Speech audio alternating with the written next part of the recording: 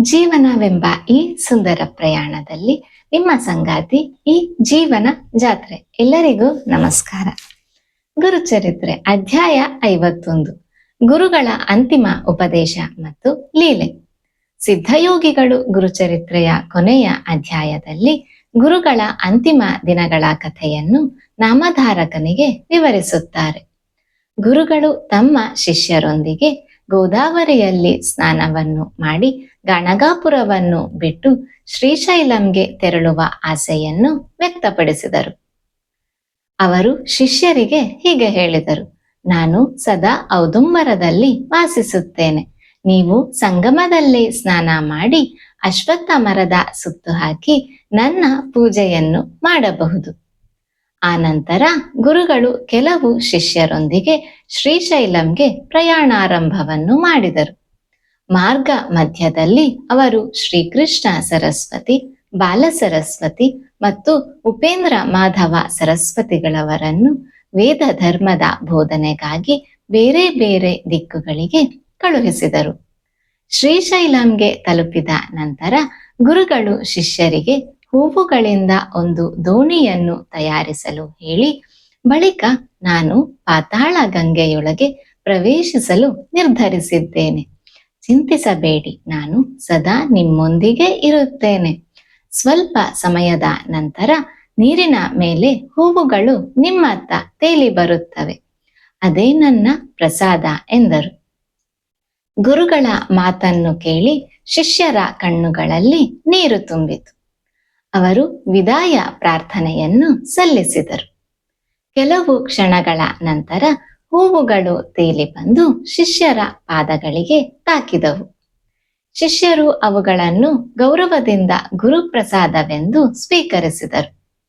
ಸಿದ್ಧಯೋಗಿಗಳು ಆ ಹೂವುಗಳನ್ನು ನಾಮಧಾರಕನಿಗೆ ತೋರಿಸಿದರು. ನಾಮಧಾರಕನು ಗುರುಚರಿತ್ರೆಯ 51 ಅಧ್ಯಾಯಗಳನ್ನು ಸಂಪೂರ್ಣವಾಗಿ ಕೇಳಿ ಆತ್ಮಾನಂದದಲ್ಲಿ ಮುಳುಗಿದನು.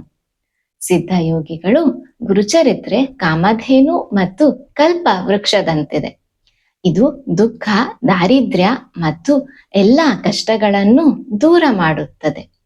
ಶುದ್ಧ ಮನಸ್ಸಿನಿಂದ ಗುರುಚರಿತ್ರೆಯ ಪಾರಾಯಣವನ್ನು ಮಾಡಿದರೆ ಹಾಗೂ ಗುರುಪೂಜೆ ಮತ್ತು ಹಿರಿಯರಿಗೆ ಅನ್ನದಾನವನ್ನು ಮಾಡಿದರೆ ಎಲ್ಲ ಸಮಸ್ಯೆಗಳು ನಿವಾರಣೆಯಾಗುತ್ತವೆ ಮತ್ತು ಜೀವನದಲ್ಲಿ ಶುಭ ಫಲಗಳು ದೊರೆಯುತ್ತವೆ ಎಂದರು. ಕೊನೆಯಲ್ಲಿ ನಾಮಧಾರಕನು ಸಿದ್ಧಯೋಗಿಗಳೇ ನಿಜವಾದ ಗುರು, ಅವರೇ ದೇವ ರೂಪವಾಗಿ ನಮ್ಮೆಲ್ಲರ ಅನುಗ್ರಹಕ್ಕಾಗಿ ಭೂಮಿಗೆ ಬಂದಿದ್ದಾರೆ ಎಂದು ಅರಿತುಕೊಂಡನು. ಇಲ್ಲಿಗೆ ಶ್ರೀ ಗುರುಚರಿತ್ರೆಯ 51ನೆಯ ಅಧ್ಯಾಯವು ಮುಕ್ತಾಯವಾಯಿತು. ಈ ಅಧ್ಯಾಯದಿಂದ ನಾವು ಕಲಿಯುವ ಜೀವನ ಪಾಠಗಳು: ಗುರುಗಳು ದೇಹವಾಗಿ ದೂರವಾದರೂ ನಾನು ಸದಾ ನಿಮ್ಮೊಂದಿಗೆ ಇರುತ್ತೇನೆ ಎಂದು ಹೇಳಿ ಭಕ್ತರಿಗೆ ಆತ್ಮವಿಶ್ವಾಸವನ್ನು ನೀಡಿದರು. ಸತ್ಯವಾದ ಗುರುವು ಎಂದಿಗೂ ಶಿಷ್ಯರನ್ನು ಬಿಟ್ಟು ಹೋಗುವುದಿಲ್ಲ. ಭಕ್ತಿ, ಸ್ಮರಣೆ ಮತ್ತು ಸದಾಚಾರದಿಂದ ಬದುಕಿದರೆ ಗುರುಕೃಪೆಯು ಸದಾ ನಮ್ಮ ಜೀವನದಲ್ಲಿ ಕಾರ್ಯನಿರ್ವಹಿಸುತ್ತದೆ. ಆಧ್ಯಾತ್ಮಿಕ ಮನೋಭಾವದ ಮನೋವಿಜ್ಞಾನ ಎಂದು ಹೇಳುತ್ತಾರೆ. ಒಬ್ಬರಿಗೆ ಆತ್ಮೀಯ ಮಾರ್ಗದರ್ಶಕನು ಇದ್ದಾನೆ ಎಂಬ ಭಾವನೆ ಇದ್ದರೆ ಮನಸ್ಸಿನಲ್ಲಿ ಭದ್ರತೆ, ಧೈರ್ಯ ಮತ್ತು ಆತ್ಮವಿಶ್ವಾಸವು ಹೆಚ್ಚಾಗುತ್ತದೆ.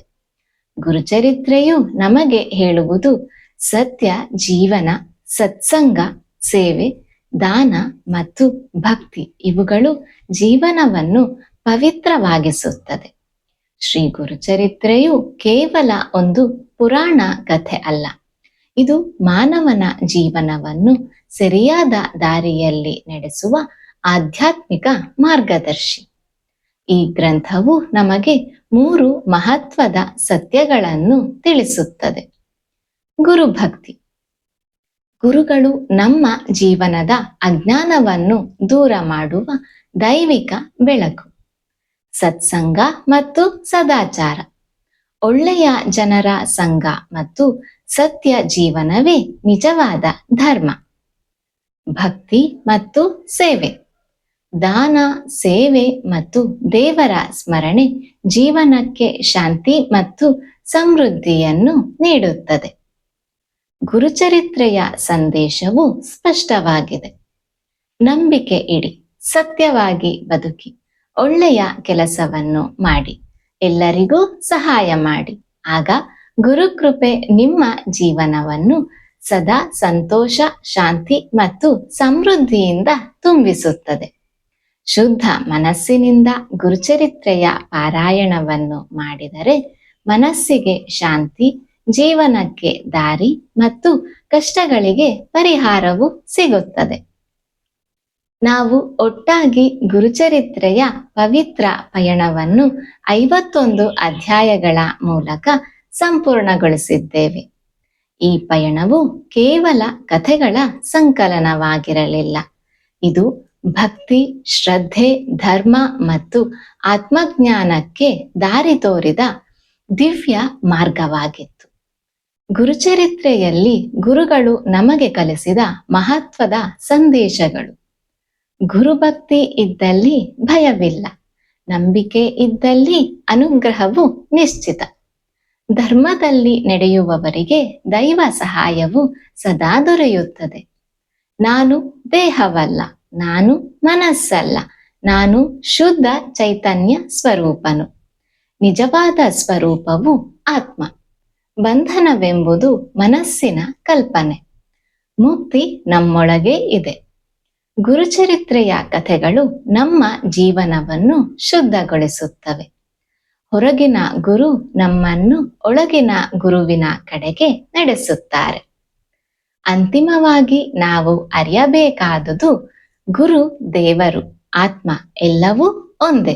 ಜೀವನದಲ್ಲಿ ಏನೇ ಸಮಸ್ಯೆ ಬಂದರೂ ಗುರುನಾಮ ಸ್ಮರಣೆ ಬಿಡಬೇಡಿ. ಧರ್ಮದ ಮಾರ್ಗದಿಂದ ತಪ್ಪಬೇಡಿ. ನಿಮ್ಮೊಳಗಿನ ಆತ್ಮ ಶಕ್ತಿಯನ್ನು ಮರೆಯಬೇಡಿ. ನೀವು ದುರ್ಬಲರಲ್ಲ, ನೀವು ದಿವ್ಯ ಶಕ್ತಿಯ ರೂಪ. ಈ ಗುರುಚರಿತ್ರೆ ಪಾರಾಯಣವು ಇಲ್ಲಿಗೆ ಮುಗಿಯಬಹುದು, ಆದರೆ ನಿಮ್ಮ ಆತ್ಮಯಾತ್ರೆ ಈಗ ಪ್ರಾರಂಭವಾಗಿದೆ. ಶ್ರೀ ಗುರುದೇವ ದತ್ತರು ನಿಮ್ಮ ಜೀವನದಲ್ಲಿ ಸದಾ ಸಂತೋಷ, ನೆಮ್ಮದಿ, ಶಾಂತಿ, ಸೌಖ್ಯ, ಸಮೃದ್ಧಿ ಮತ್ತು ಆತ್ಮ ಜ್ಞಾನವನ್ನು ತುಂಬಿಸಲಿ. ಈ ಪವಿತ್ರ ಪಯಣದಲ್ಲಿ ನಮ್ಮೊಂದಿಗೆ ಇದ್ದದ್ದಕ್ಕೆ ಧನ್ಯವಾದಗಳು. ಮತ್ತೆ ಭೇಟಿಯಾಗೋಣ ಇನ್ನೊಂದು ದಿವ್ಯ ಯಾತ್ರೆಯಲ್ಲಿ. ಶ್ರೀ ದತ್ತಾತ್ರೇಯಾರ್ಪಣಮಸ್ತು. ಸಬ್ಸ್ಕ್ರೈಬ್ ಮಾಡಿ. ಇದು ಕೇವಲ ಚಾನಲ್ ಅಲ್ಲ, ಇದು ನಿಮ್ಮ ಜೀವನ ಜಾತ್ರೆ. ಸರ್ವೇ ಜನ ಸುಖಿನೋ ಭವಂತು.